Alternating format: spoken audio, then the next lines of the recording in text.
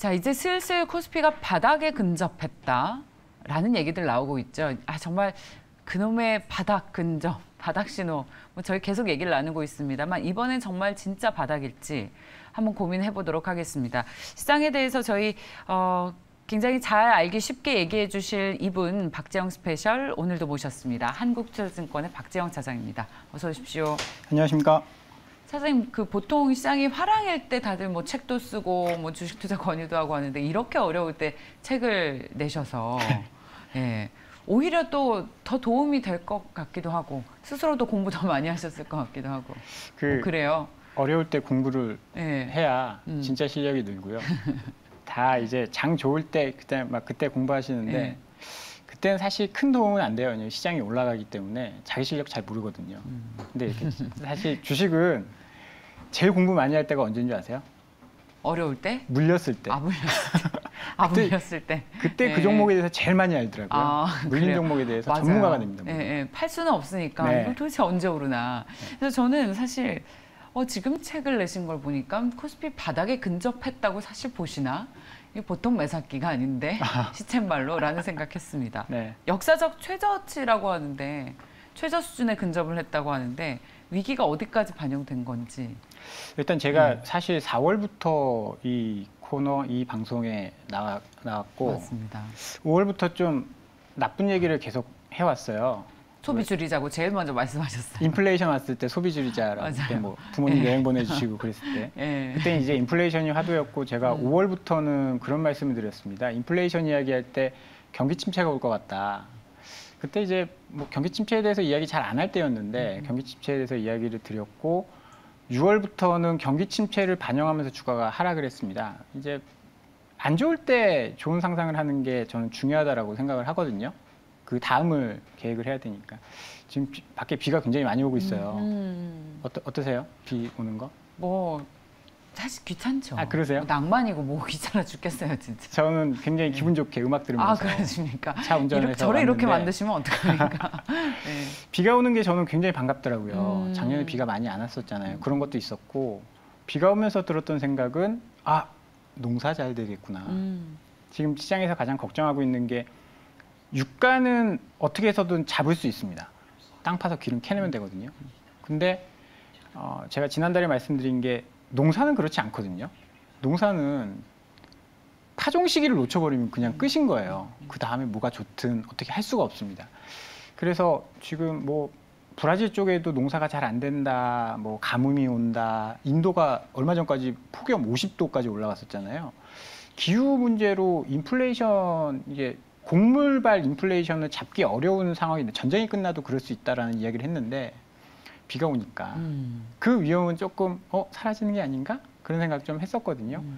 지금 시장에서 가장 걱정하고 있는 게 여기서 경기 침체 오면 끝나는 거 아니야? 지금 2,300포인트인데 여기서 경기 침체 오면 1, 20%더 떨어지면 2,000도 깨지는 거 아니야? 이런 걱정하시는 분들이 있는데 저는 지금 경기 침체는 6월 달에 이미 오늘 6월 마지막 날인데 너무 성급한지는 모르겠지만 다 반영을 한 게 아닌가라는 생각을 좀 했었거든요. 일주일 만에 어저께 가장 큰 뉴스가 그거였잖아요. 캐시우드가 자기가 45년 동안 이 업계 생활을 했는데 이렇게 재고가 급격하게 늘어난 건 처음 봤다. 미국은 이미 경기 침체다. 이런 이야기를 했거든요. 이게 과연 어떤 의미일까를 어제 많이 고민을 해봤는데요.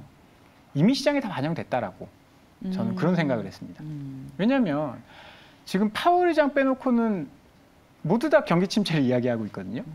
파월 의장만 지난달까지는 경기 침체 안 올 거라고 이야기를 하다가 인플레이션 막 이렇게 발생하고 금리 75bp 올리고 그 다음 날 인터뷰를 통해서 그런 이야기, 상하원 거기 청문회를 통해서 그런 얘기를 했어요.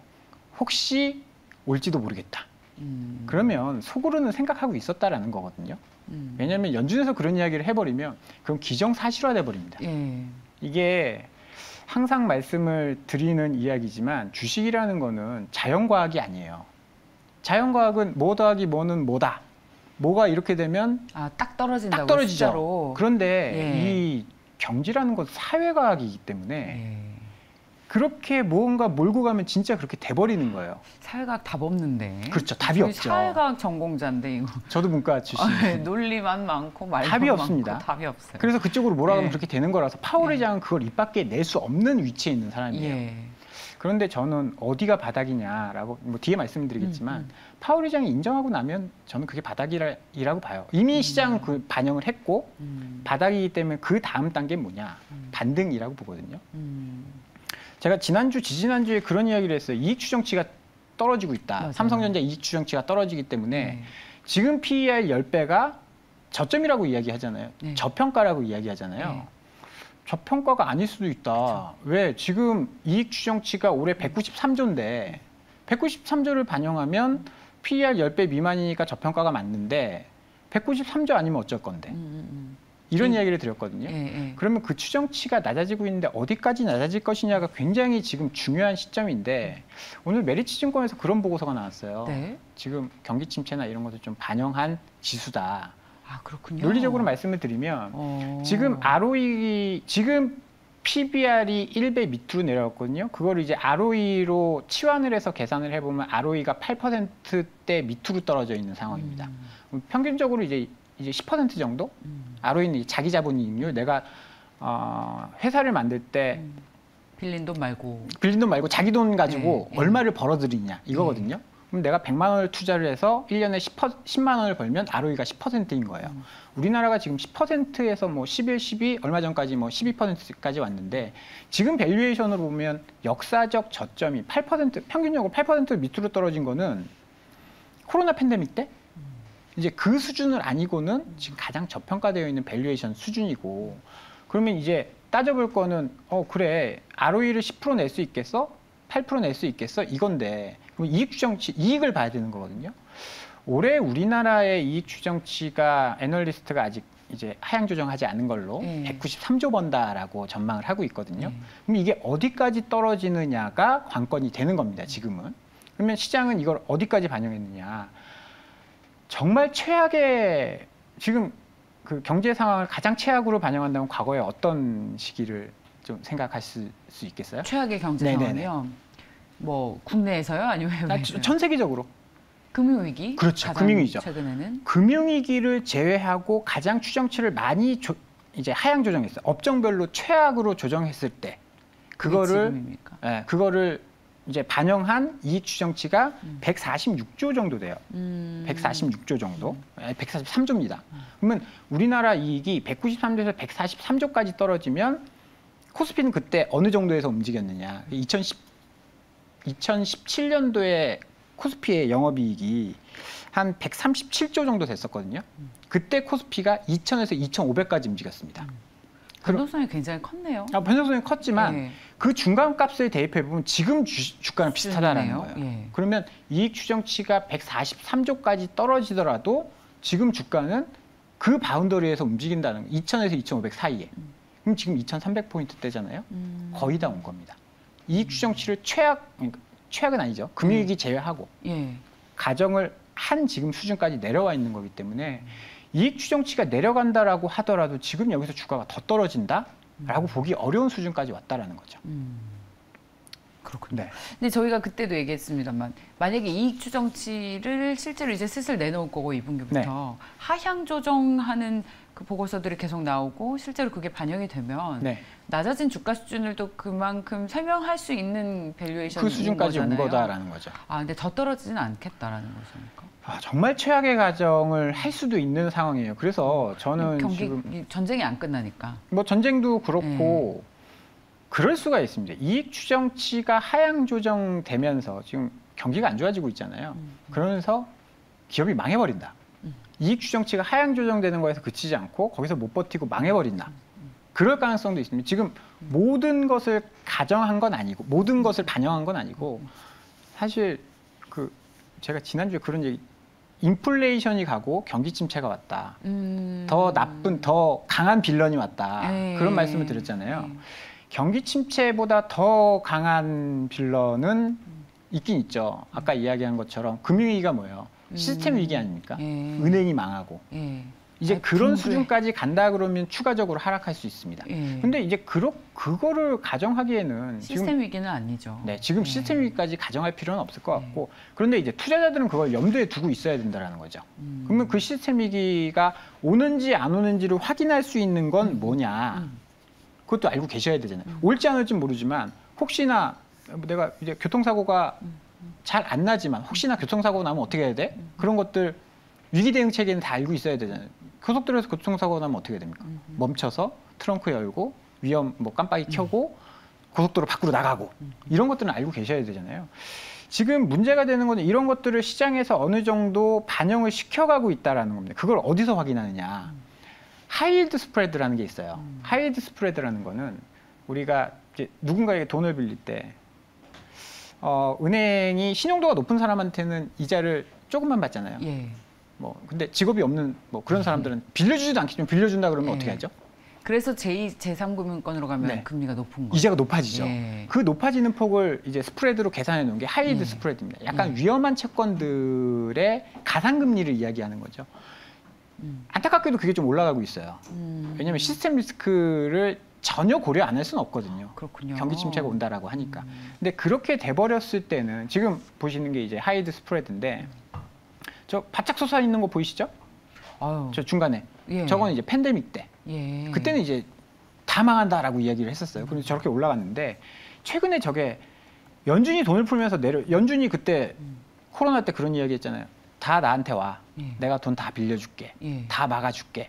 부도 채권까지 내가 사줄게. 그러면서 저게 내려왔는데 저게 지금 다시 올라가고 있습니다. 그렇군요. 이 위기를 좀 반영하고 있는 건데 저 지표를 잘 보셔야 돼요. 저거는 어떻게 확인하냐면요. 그냥 구글에 하이힐드 스프레드라고 치시면 바로 나옵니다. 프레드 그러니까 연준의 그 중앙은행에서 그 저기 샌프란시스코 연은에서 이제 매일 보여주는 그냥 무료로 보여주는 차트거든요. 샌프란시스코도 가야 되고 네. 달라스도 가야 되고. 네네. 봐봐요. 그래서 저걸 보시면 데일리로 업데이트가 됩니까? 그렇죠. 매일 업데이트가 되니까 저게 만약에 급격하게 올라간다. 그러면 시스템 리스크 쪽으로 가는 거라서 추가적으로 하락한다라고 봐야 되는 거고 그게 아니다라고 한다면 과거에 반등은 어디서 나왔냐면요. 저런 게 있을 때마다 주가가 급락했겠죠. 저런 하이드 스프레드가 올라갈 때마다 시스템 리스크가 있을 때마다 올라갔는데 반등 시점에 저게 분명히 떨어집니다. 저게 떨어지는 시점이 반등 국면이 될 수 있다는 거죠. 그래서 제가 봤을 때 지금 주가 수준은 경기 침체, 그다음에 이익 하향 이런 네. 것들을 다 반영한 수준인데 반영했다. 혹시나 모를 시스템 리스크가 온다라고 한다면 더 떨어질 수 있지만 네. 그럴 가능성은 높지 않고 예. 그러면 저 지표를 보면 저게 급격하게 올라간다라고 하면 다 팔고 나가야겠죠. 예. 근데 그럴 가능성은 높지 않기 때문에 저게 떨어지는 시점이 아마 반등되는 시점이 되지 않을까라는 생각을 해보고요. 뭐 사실 비가 오는 게 인플레이션을 조금 낮춰주는 요인이다라고 했잖아요. 비요? 그래서 폭우? 비가 폭우 여기서 너무 많이 오면 안 되겠지만 이렇게 비가 많이 와서 농사가 잘 되면 곡물 가격도 네. 좀 떨어질 거 아니에요.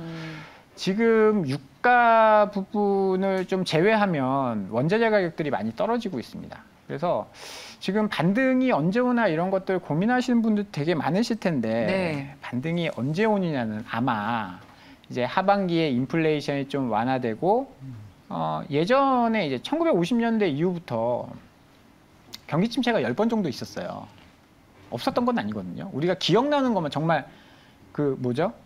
정말 너무 괴롭고 고통스러웠던 거 뭐 IMF, 체감하는 거. 2008년 금융위기 이런 것만 좀 기억에 남아서 했죠. 그렇지 10번 정도 있었는데 침체라고 하는 것이 그때마다 언제 반등이 나왔냐? 연준이 돈을 풀었을 때. 네. 완화적인 통화 정책으로 바뀌었을 때. 네. 그러면 연준은 언제 완화적인 통화 정책으로 전환이 될 수 있을 것이냐? 이거를 고민을 해봐야 되는데 예. 인플레이션이 꺾이고 나서 지금은 어제도 파월 의장이 그랬어요. 50bp에서 75bp 올릴 거다. 이런 상황에선 반등이 나올 수 없거든요. 하반기에 오늘 밤에 근원 PC 발표가 있습니다. 오늘 밤에 이게 조금 안정이 되고 물가가 조금 낮아지고 연준이 더 이상 이제 75bp, 50bp 이야기 안 하고 다시 베이비 스텝으로 돌아간다라고 한다면 그때 이제 좀 반등이 좋아요. 나오지 않을까. 예. 저희 제작팀들이 지금 무슨 얘기를 하고 있냐면 대본대로 왜 안 하지? 순서대로 안 하지? 그런 얘기 하시는. 아니 이제 인플레이션 잡으면 네. 이제 뭐 시장 반등 얘기를 하시는데 네. 이제 집값이 요즘 소위 집값이 잡혔잖아요. 잡혔나요? 당분간 그러니까 for a while. 네네. 이게 미국이 금리 올리면서 미국 집값이 잡혔다. 네. 야, 미국이 금리 올려가지고 집값이 이렇게 한국 집값이 네. 급등세로 멈출 줄은 몰랐다. 뭐 이런 얘기 하고 있습니다. 네네. 그 집값은 아직 이견이 많아요. 네, 그거는 그렇죠. 함부로 앞으로도 어떻게 될지 모르지만 강남 네. 쪽은 지금 집값이 아직 오르고 있습니다. 그러니까 오르고 있지만 네. 오르는 폭이 그래도 네. 좀 정체되고 이제 for a while이라고 말씀을 드렸습니다. 자, 인플레이션 추이 네네. 지켜볼 텐데 저희 시청자분들 질문이 굉장히 많으신데 네. 오늘 2차 전지가 많이 떨어져가지고요. 네. 2차 전지 얘기를 좀 해주셔야 할 것 같아요. SDI 질문도 있고요. 네. 어제 LG 에너지 솔루션 투자를 재검토하겠다. 네. 이게 진짜 경기 안 좋은 걸 반영하고 있는 게 아닌가? 라면서 2차 전지 주식이 다 같이 좀 떨어졌는데 사실 2차 전지주 안에서도 셀, 소재, 장비주 다 차별화된 흐름을 그동안 좀 보였었는데 일단 대표 업종들 위주로 좀 많이 빠지고 있습니다. 네. 2차 전지 섹터에 대해서 그동안 사실 최근에 좀 주도했었잖아요, 시장.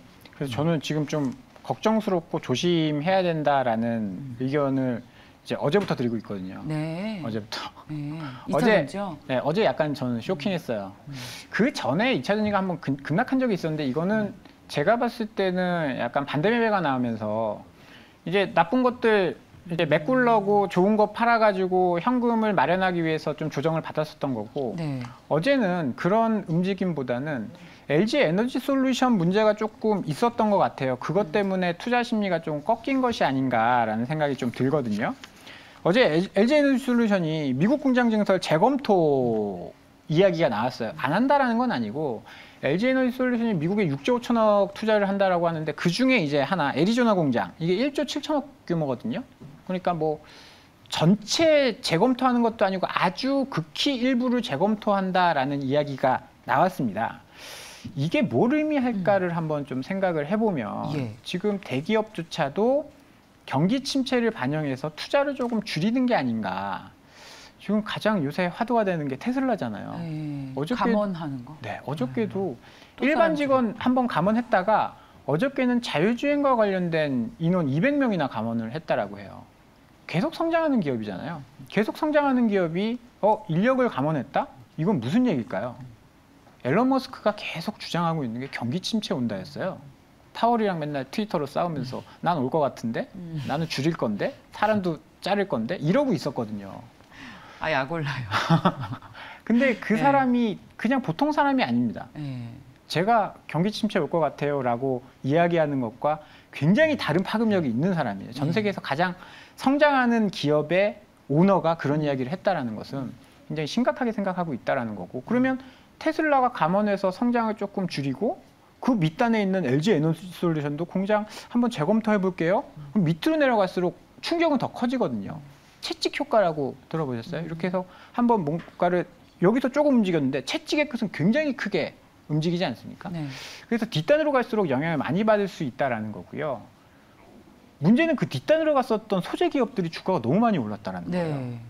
우리나라 주식이 뭐 30% 지수가 30% 빠질 때 그들은 30% 올랐거든요. 네. 아랑곳하지 않았죠. 그렇죠. 투자자의 심리는 어떨까요? 내가 만약에 LG 에너지 솔루션을 많이 갖고 있다. 그럼 기분 어떨까요? 심리가 굉장히 불안할 것 같아요. 다른 애들이 지금 다 죽어가고 있는데 나 혼자 막 희희낙낙하고 있다가 뭔가 문제가 생긴 것 같아? 네. 그럼 그 사람들은 야 이거라도 지금이라도 팔아야 되나? 챙겨서 수익을 좀 실현해 가자. 그런 것들이 지금 변동성으로 나타나고 있는 것 같고요. 실적이 좋아지고 나빠지고를 지금 따질 가능성이 높지 않습니다. 지난달에 이달 초죠. 정확히 말하면 이달 초에 이제 PCB 업체들이 2차 전지와 함께 굉장히 고속 상승을 하고 있었어요. 네. 5월까지. 예. 주가 하락과 아랑곳하지 않고. 네네. 근데 그 PCB 업체들 지금 주가 한번 보시면 어마무시하게 빠졌거든요. 약간의 심리적 그때 뭐 실적이 좀 안 좋아진다. 그다음에 뭐 DDR5 투자 지연 이런 이야기들이 나오면서 지금 이렇게 떨어진 거거든요. 그러면 심리적 영향을 지금 받을 수 있는 주식 주가 구간이다라고 생각을 해서 조금은 조심을 하셔야 되고요. 그리고 그런 쪽에 신용도 많이 시총 상위 종목이니까 신용도 예. 많이 들어가 있을 거예요. 그러면 조금 조정받기 시작하면 네. 빠른 조정이 나올 수 있기 때문에 지금은 뭐 2차 많이 전지. 오른 종목들 조금 조심을 해야 될 그런 시기다. 저는 그렇게 보고 있습니다. 2차 전지는 피하고 시장은 이제 슬슬 바닥을 논해도 될 시점이다. 네. 라는 톤으로 오늘은 얘기를 좀 해주셨습니다. 네. 네. 근데 V자형 반등은 아니에요. 아유, 물론 그렇죠. 네. 그 시장이 궁금할 때는 내가 이분의 얘기는 주목해야겠다라고 하면서 이분의 논리를 쭉 따라갈 필요가 있어요. 그래서 박재영 차장님 같은 경우에는 굉장히 안 좋게 얘기하시다가 이제 슬슬 조금씩 네. 바닥을 논할 수 있는 시그널들이 나오고 있다는 말씀을 해주고 계셔서 네. 늘 기억하도록 하겠습니다. 다음 주에는 책 좀 가지고 나오세요. 알겠습니다. 네, 자 박재영 스페셜 한국투자증권 박재영 차장과 함께했습니다. 고맙습니다. 감사합니다.